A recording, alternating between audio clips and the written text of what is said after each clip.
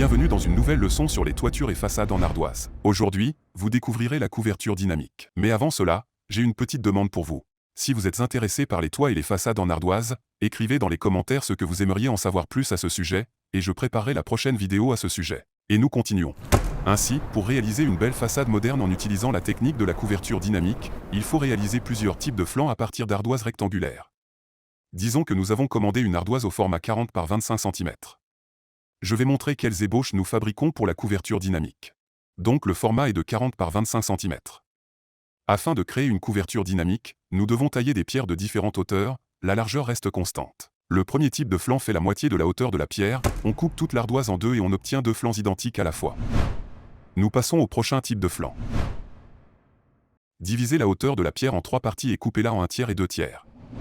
Deux types de flancs sont prêts à la fois.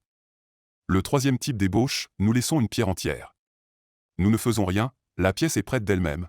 Nous faisons une sorte de stock de ces flancs, mais ne vous précipitez pas pour couper tout le matériel, surveillez la consommation de chaque format et cuisinez en fonction de la consommation.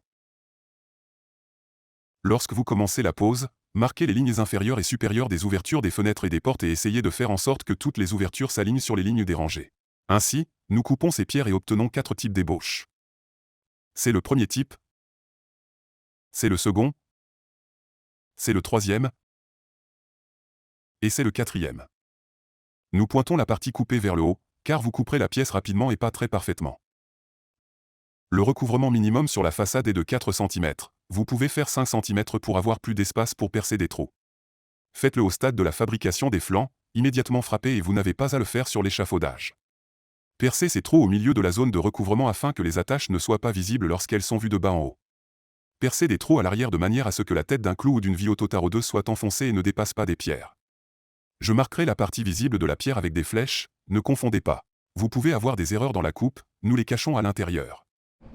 En ce moment, nous allons commencer à poser ces flancs sur la surface. Pour regarder le reste du tutoriel, suivez le lien sous cette vidéo. Là, vous devrez laisser votre email, ceci afin que nous puissions vous informer des nouveaux didacticiels vidéo. C'est rapide, allez voir tout de suite.